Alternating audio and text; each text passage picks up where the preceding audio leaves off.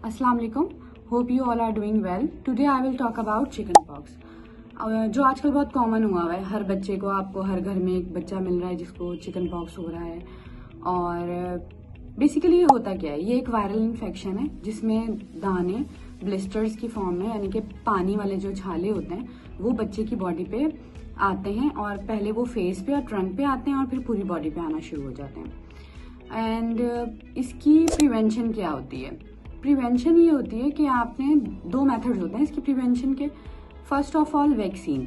जब बच्चा पैदा होता है आप उसकी वैक्सीनेशन करवाते हैं, जो उसके पैदाइशी टीके होते हैं। तो उसमें आपको एक वैक्सीन लगती है वेरिसिला जोस्टर की, जो चिकन पॉक्स की होती है, जो लगती है इन ईयर 12 to 15 मंथ, और एक लगती है 4 to 6 ईयर किड को, 4 to 6 ईयर चाइल्ड को। अब हम बात कर लेते हैं कि आपको दूसरा प्रिवेंशन मेथड क्या है। प्रिवेंशन मेथड दूसरा ये है कि जिस भी बच्चे को चिकन पॉक्स हुए हैं वो उसको आप दूर रखें दूसरे बच्चों से, और जो भी उसकी चीज़ें हैं उसको सैनिटाइज करते रहें। Now I will talk about it's treatment. Treatment क्या होता है? इसका ट्रीटमेंट ऐसा होता है, आप सिम्टोमेटिक ट्रीटमेंट देते हैं। लाइक अगर आपके बच्चे को डिहाइड्रेशन हो रही है आप ORS देंगे। अगर आपके बच्चे को फीवर हो रहा है तो आप पैरासीटामोल देंगे। बट एक चीज़ का ख्याल रखना है, इसमें हम एस्प्रिन नहीं दे सकते बच्चों को। पैरासीटामोल देते हैं क्योंकि जो राई डिसीज होता है, जो इसकी कॉम्प्लिकेशन है चिकन पॉक्स की, मैं इस पर भी बात करूंगी कि इसकी कॉम्प्लिकेशंस क्या क्या हो सकती हैं। बट इसकी जो कॉम्प्लिकेशन है राई डिसीज, जिसमें लिवर और ब्रेन डैमेज हो रहा होता है, वो बढ़ जाता है, वो उसको मजीद वर्स कर देता है एस्प्रिन। इसीलिए हम सिर्फ पैरासीटामोल यूज करते हैं। नाउ और क्या ट्रीटमेंट हो सकते हैं? अगर आपके बेबी को इचिंग हो रही है उसके ब्लिस्टर्स में, तो आप उनको कैलामाइन लोशन लगा सकते हैं ताकि थोड़ा सा सूदिंग इफेक्ट आ जाए। और एंटीहिस्टामिन्स दे सकते हैं लाइक रिजिक्स, रात को सोते हुए, कि बच्चा जो है वो रात को सुकून से सो जाए और उसको इचिंग ना हो। और मल्टीविटामिन्स दे सकते हैं ताकि उसका इम्यून सिस्टम स्ट्रांग हो। इम्यून सिस्टम इसलिए स्ट्रांग करना ज़रूरी है क्योंकि ये वायरल इन्फेक्शन है। तो अगर बच्चे का इम्यून सिस्टम स्ट्रांग होगा तो उसके जो इन्फेक्शन है वो कम उसे अफेक्ट करेगा। तो आप विटामिन डी, जो D-मैक्स के ड्रॉप्स होते हैं, और मल्टीविटामिन्स वाइडलिन दे सकते हैं। ठीक है, और अब हम बात कर लेते हैं कि क्या क्या इसकी कॉम्प्लिकेशन हो सकती हैं। इसकी चिकन पॉक्स की कॉम्प्लिकेशन, अगर आपने प्रॉपर केयर नहीं की, इन्फेक्शन बहुत ज़्यादा हो रहा है और वो फिर बढ़ता जा रहा है, तो उसकी कॉम्प्लिकेशन हो सकती हैं कि बच्चे को निमोनिया हो सकता है, इंसेफेलाइटिस हो सकता है, ब्रेन और लिवर डैमेज हो सकता है। बट ये बहुत सीवियर कंडीशंस में होता है।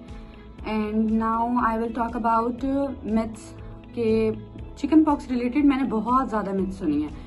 लाइक मैंने सुना है कि बच्चे को नहलाना नहीं है, बट इसका फैक्ट क्या है? लाइक अगर आपके बच्चे को कोई इन्फेक्शन है और आप उसको नहलाएंगे और आप इसकी सफाई सुथराई का ख्याल रखेंगे, तो ओब्वियसली बच्चे का इन्फेक्शन जो है वो बेहतरी की तरफ आएगा ना। उसकी सफाई सुथराई रखना ज़रूरी है। फिर मैंने एक इसके बारे में मिथ सुनी है कि बच्चे को दूध, अंडा, चिकन ये सब नहीं देनी। नहीं, हालांकि जो बैलेंस डाइट है वो बच्चे के लिए बहुत ज़रूरी है, ताकि उसको ग़िज़ा की ज़रूरत है, उसे न्यूट्रिएंट्स की ज़रूरत है इन्फेक्शन से लड़ने के लिए। फिर मैंने एक सुनी है कि अगर आपके बच्चे को कम चिकन पॉक्स निकले, कम दाने निकलें, तो कुछ टाइम बाद वो इन्फेक्शन और ज़्यादा और दाने कहीं अंदर रह गए और वो बाद में और ज़्यादा बढ़ के निकलेंगे। हालांकि ऐसा कुछ भी नहीं है। आप जो है ये एक वायरल इन्फेक्शन है जो सीवियरिटी पे डिपेंड करता है। तो दाने कहीं भी अंदर नहीं रहते हैं। अगर वायरल इन्फेक्शन उसको कम हुआ है, प्रॉपर उसकी वैक्सीनेशन हुई है, तो दाने कम निकलते हैं, क्योंकि उसका इम्यून सिस्टम इतना स्ट्रांग होता है कि वो उस इन्फेक्शन से फाइट कर रहा होता है। और अगर आपके बच्चे का इम्यून सिस्टम बहुत वीक है और उसको इन्फेक्शन बहुत सिवियर हुआ है, तो दाने ज़्यादा निकलेंगे। इसका कोई ऐसा नहीं है कि अंदर रह गए हैं दाने।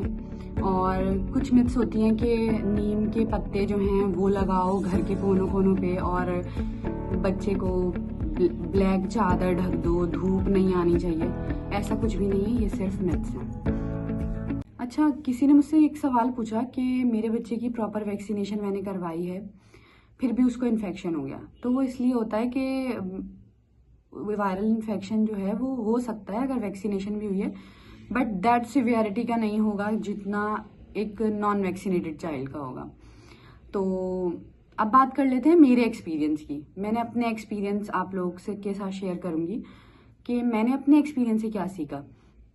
रिसेंटली मेरा फर्स्ट चाइल्ड जो है वो 4 इयर्स का है, तो उसको ये इन्फेक्शन हुआ ना, चिकन पॉक्स हुए।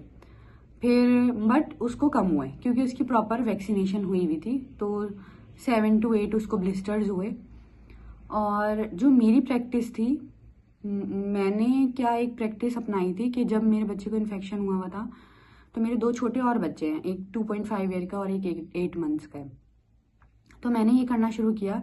फॉर एग्जाम्पल मेरा बेटा मेरा फ़ोन लेता है या टीवी का रिमोट यूज़ करता है, तो मैं उसको प्रॉपर सैनिटाइज कर देती थी अपने बेटे की यूज़ करने के बाद, ताकि अगर मेरी बेटी जो 2.5 ईयर की है वो लेती है तो उसको ये इन्फेक्शन ना हो। फिर दूसरा, मैंने उन दोनों को सेपरेट रूम्स में रखा था, अपने 2 बच्चों को अलग रखा था और जिसको इन्फेक्शन था उसको दूसरे रूम में रखा था। फिर ये कि मेरा बेटा जहाँ बैठता था, लाइक मेरा बेटा अगर सोफे पे बैठ रहा है तो मैं एक शीट डाल देती थी, बेडशीट, ताकि उसके जो ब्लिस्टर्स का अगर कोई डिस्चार्ज वगैरह होता है तो वो ना लगे और वहाँ पर दूसरे बच्चे भी आके फिर बैठ सकते हैं। तो अल्हम्दुलिल्लाह मेरे दोनों बच्चों को ये इन्फेक्शन नहीं हुआ और जो मेरा बड़ा बेटा है वो भी बहुत जल्दी रिकवर हो गया था। मोस्टली इसका जो रिकवरी पीरियड होता है वो 10 to 14 डेज होता है, बट अल्हम्दुलिल्लाह मेरा बेटा 4 to 5 डेज में ही रिकवर हो गया था। ये इस वजह से क्योंकि उसकी प्रॉपर वैक्सीनेशन हुई हुई थी और मैंने उसे मल्टी वाइटामिन दिए थे, वाइडलिन दिया था, मैंने उसे विटामिन डी मैक्स के ड्रॉप्स दिए थे, कैलामाइन लोशन मैं उसको लगाती थी और रिजिक्स देती थी। Now I have provided all the information about chicken pox हैं या डोज रिलेटेड। लाइक आपको पूछना है कि मेरी बेटे की एज इतनी है और वेट इतना है, तो you can comment your baby age and weight and I will tell you about the doses.